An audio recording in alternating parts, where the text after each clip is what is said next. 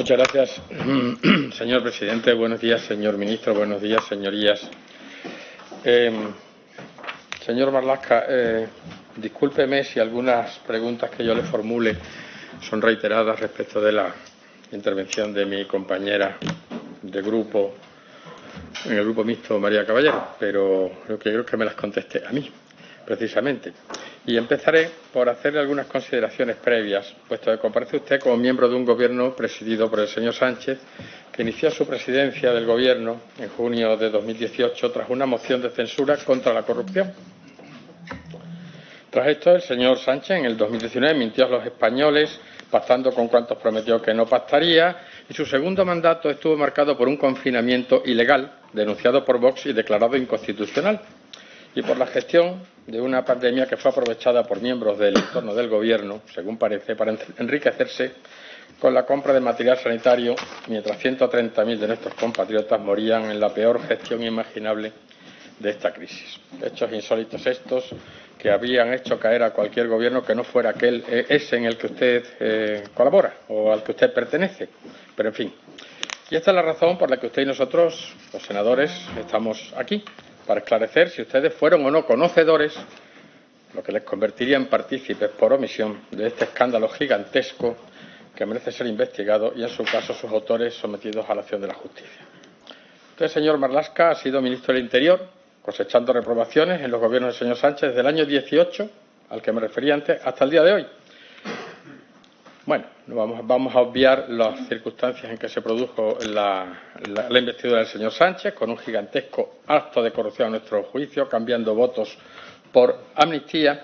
Pero bueno, esta legislatura ha sido marcada asimismo por la presunta corrupción e imputaciones de personas de un modo inimaginable, incluyendo al fiscal general del Estado. Y vamos ahora a fechas anteriores a la pandemia, concretamente enero de 2020, fecha en la que algunos de los actores del presunto latrocinio organizado en torno a la compra de material sanitario protagonizaron un esperpéntico sainete en el aeropuerto de Barajas con la llegada de la vicepresidenta del régimen golpista y criminal de Venezuela, Delcy Rodríguez. La cabecilla del régimen chavista tenía vetada su entrada en el territorio español y estos actores del sainete fueron su compañero en el Consejo de Ministros entonces, señor Ábalos, su asistente Coldo García y el señor Víctor de Aldama, que casualmente se encontraba por allí, pese a ser horas de madrugada, casualidades de la vida. Bueno, respecto de esta visita, el Gobierno ha mantenido varias versiones, algunas de ellas contradictorias entre sí, que han ido evolucionando según aparecían indicios. Pero bueno, según la UCO, que nos ha surtido de información sustanciosa respecto de esto, el mismo presidente del Gobierno, señor Sánchez, estaba al tanto del viaje de la señora Delcy Rodríguez, según una conversación interceptada entre Ábalos y Sánchez de WhatsApp, en la que se demuestra que el señor Sánchez era conocedor. ¿Usted era también conocedor de la visita de la señora Delcy Rodríguez o se enteró también escasas horas antes de la llegada de ella, cuando, según ustedes, ya estaba volando? Muchas gracias. Lo único, presidente, si me permite, por lo de antes de la citación, no solamente quiero dejar claro que nos recibimos en el Ministerio del Interior, en mi gabinete, un oficio para que procediéramos a citar o localizar a esa persona o pidiendo auxilio a mi gabinete. Es lo único que he referido en ese extremo, porque evidentemente lo hubiéramos materializado directamente, y esa es la causa por lo que ayer, y ante esa noticia y por lo que se podía imputar, vuelvo a decir, a mi gabinete, no digo por la comisión, presidente, sino por eso, es por lo que tomé la medida de que se me explicara qué es lo que había sucedido al respecto. Y contestando a su pregunta, señor Gordillo, indicar y subrayar que yo lo conocí poco antes, no le puedo decir cuántas horas, muy poco antes, y lo que se expuso y lo que se me trasladó es que ya había conocimiento o brevemente después de ese conocimiento de la prohibición de entrada de esta persona, y eso sí que lo trasladé. Evidentemente que esa persona no podía pisar territorio Schengen. O sea, poco tiempo antes, pocas horas. No le puedo decir, pero poco tiempo. Bueno, antes. el mensaje del señor Ábalos al presidente del Gobierno, Sánchez, decía: y para acabar de molestarte, la vicepresidenta de Venezuela viene en privado el lunes si quiere verme discretamente. Y el presidente del Gobierno contesta: bien. Por lo tanto, el presidente del Gobierno lo conocía con antelación. Usted dice que no, pero el presidente del Gobierno, desde luego, queda demostrado en este WhatsApp que sí. Por lo tanto, esto contradice sus declaraciones en el Senado el 25 de febrero del 20, cuando se afirmó que se enteraron cuando la cabecilla chavista ya volaba hacia España y que la gestión de la situación fue poco menos que un acierto de Ábalos para salvar no sé qué crisis diplomática. Bien, entonces a usted, ministro del Interior, el presidente del Gobierno no le comunica nada, no le dice nada de esta visita, no le hace ningún comentario. A mí no me comunica nada el presidente del Gobierno, eso lo tengo clarísimo, y desconozco hasta qué punto el presidente del Gobierno sabía de esa visita. ¿Y el señor Rafael Pérez Ruiz, su número 2 en el Ministerio, tampoco era conocedor de esto? ¿Sabe Pues usted poco si antes que yo, igualmente, porque yo creo que es la persona con la que me traslada esa información al respecto, porque le vuelvo a decir que se comunican las visitas, las presencias de autoridades extranjeras a la Secretaría de Estado de Seguridad, toda vez que es la competente para adoptar, dentro de distintas unidades de la misma, las medidas necesarias y valorar la protección precisa para los mandatarios que vengan en público y en privado, como últimamente ha sido el caso del presidente Milei.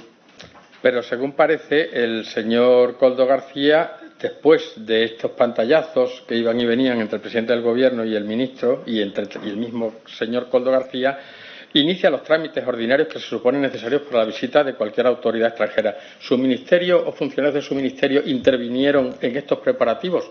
Porque son muy previos, desde luego, al conocimiento que usted dice haber tenido de esta visita. A mí lo que me consta es que el Ministerio del Interior conoce, cuando digo el Ministerio del Interior es cualquier funcionario, poco antes, y se observa y se ve en el estudio preliminar de las personas que vienen que hay una persona que viene y tiene un señalamiento Schengen, vuelvo a decir, y eso ya determina que se adopte la medida que le he indicado. Es llamativa, señor ministro, coincidirá usted conmigo, la presencia del señor Víctor de Aldama, que se encuentra en prisión incondicional y sin fianza en el aeropuerto de Barajas, con unas horas bastante extravagantes, de madrugada, ¿no?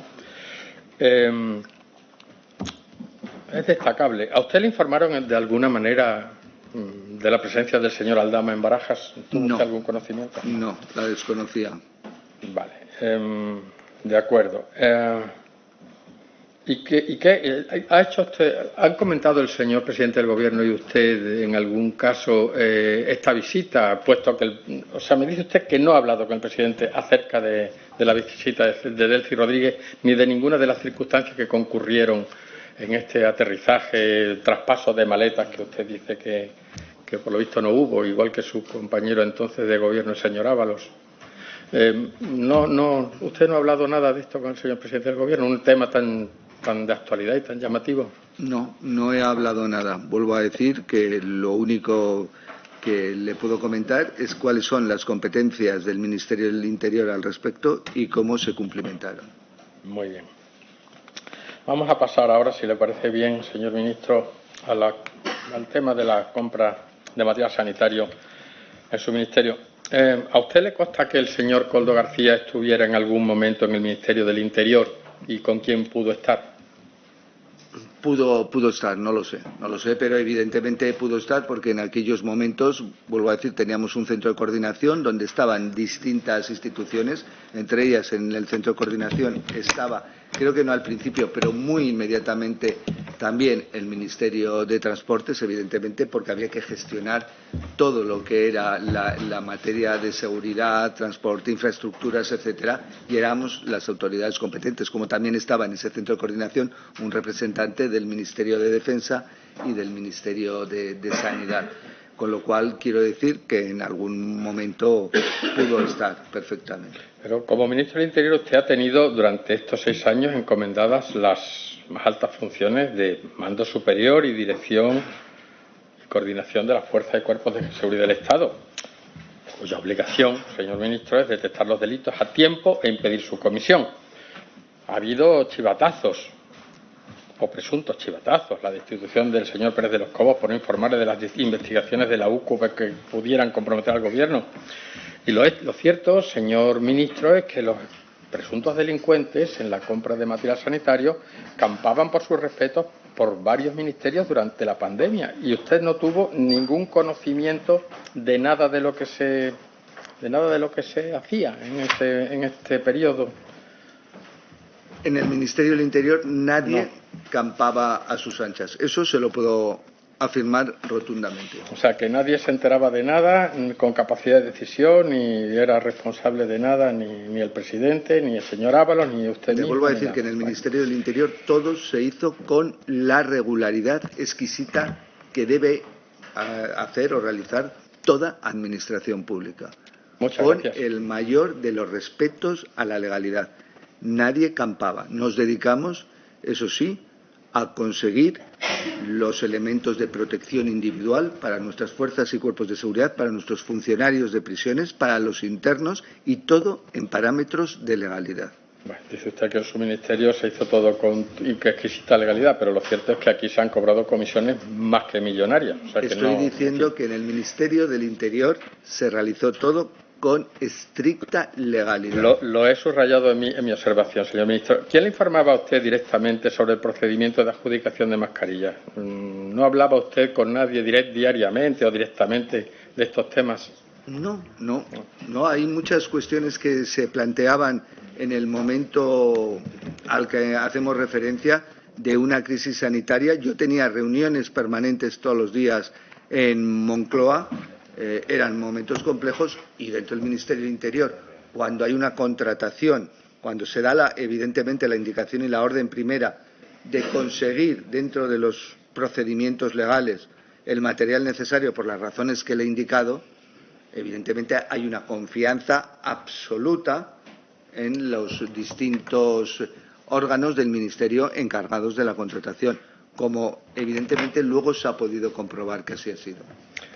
¿Esa confianza absoluta la tenía usted también en don Daniel Belmar Prieto? En todos los funcionarios, porque ninguno de ellos nunca me ha ofrecido ninguna razón para poder dudar de ellos, sino todo lo contrario. Este colaborador suyo, Daniel Belmar, aseguró a los agentes que sí tenía información y que iba a entregarla, pero después parece ser que cambió de opinión y aseguró que la entregaría cuando la UCO se la pidiera por escrito a su departamento, ya que al parecer el requerimiento judicial se había mandado a otro. ¿Dio usted en algún caso la orden de retrasar la entrega de documentos a los agentes o de actuar de esta manera? Jamás, y creo que se ha entregado toda la documentación desde el primer momento y al primer requerimiento, y esa ha sido evidentemente la actuación del Ministerio del Interior conforme a cualquier requerimiento. El caso es que ese retraso se produjo, ¿no? ¿Y pudo haberle dado, señor ministro, a alguien esa orden? ¿O quizá fue el señor Belmar motu propio quien optó por requerir tal solicitud por escrito?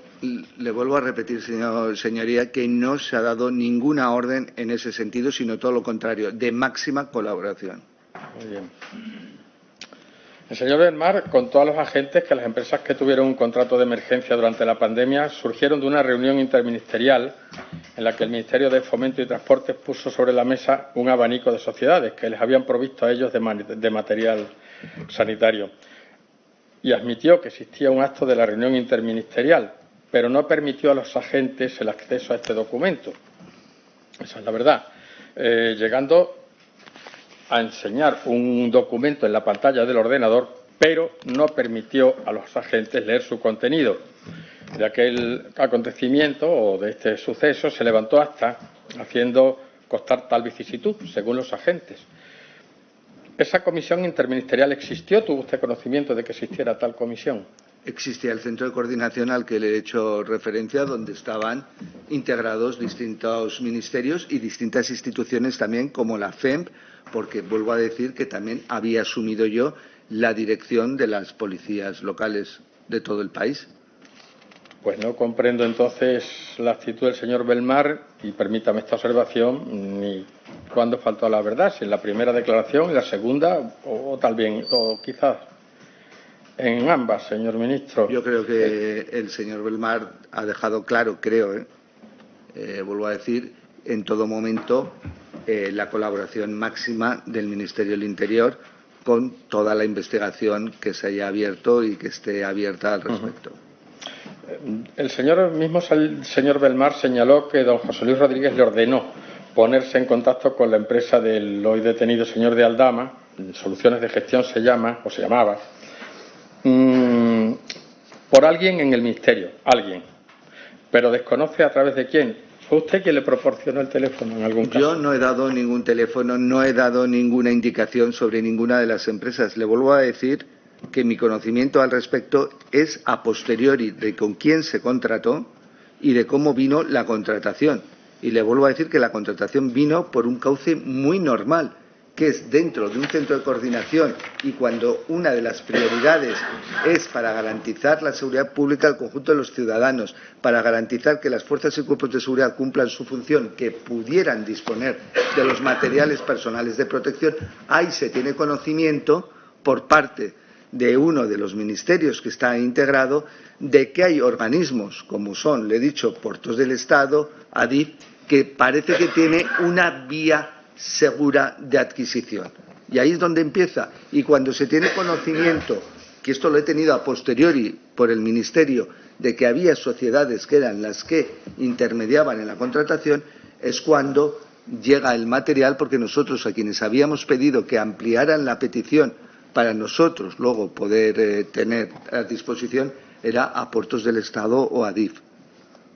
Muy bien, pero entonces fueron el señor Belmar y el señor Rodríguez, número 2 y número 3, según parece en el organigrama del Ministerio, quienes gestionaron toda la compra. Usted reitera que no desempeñó ningún papel. Usted desconocía todo lo que había en su ministerio respecto de las compras de mascarillas.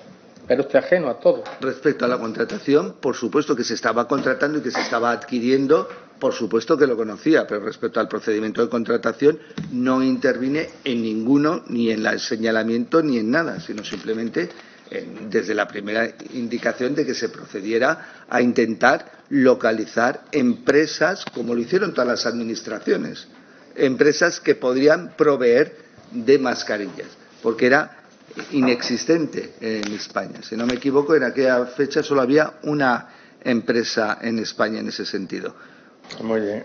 Vamos a pasar a don José Antonio Rodríguez González, que ostenta el llamativo apodo de Lenin, según dicen los periódicos. Bueno, parece ser que él ha admitido en sede judicial, no parece ser, admitió en sede judicial que fue él mismo el contacto de su ministerio con el señor Koldo, tras recibir de alguien del ministerio su número, pero afirmó no recordar quién le proporcionó el contacto. ¿Tampoco se lo facilitó usted al señor Lenin o José Antonio Rodríguez, no? No. ¿Y sabe quién se lo pudo facilitar? No. Tampoco. Muy bien. ¿Usted mantuvo algún encuentro con el señor? Ya le he dicho que el contacto fue debido a que cuando se tiene conocimiento de las empresas a las que había que adquirir en esos términos, pues se señaló desde el Ministerio que Koldo era el contacto. Eso lo he conocido, vuelvo a decir, a posteriori. A posteriori, sí. Ya lo he oído. ¿Usted mantuvo algún encuentro con el señor Ábalos fuera del Consejo de Ministros, naturalmente, tras la declaración del estado de alarma? ¿Qué relación tenía usted con el señor Ábalos?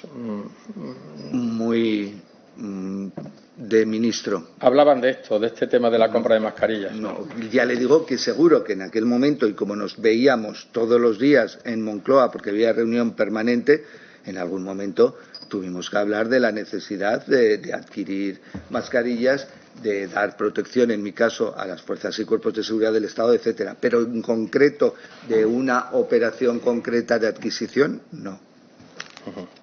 Señor Gordillo, le quedan 3 preguntas. Gracias, muy amable, señor presidente. Y con el señor Koldo, pasaré a otra pregunta.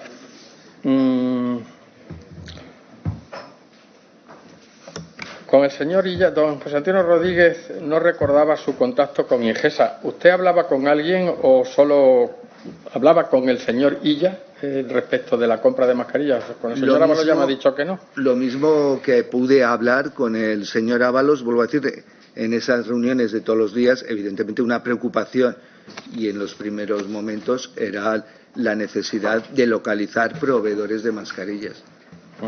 ¿Conoce usted al subteniente de la Guardia Civil, don José Luis Rodríguez García? No. ¿Y conoce usted, no mantuvo usted, a ver, no lo conoce bien? ¿Recibió usted en el Ministerio alguna vez al señor Víctor de Aldama?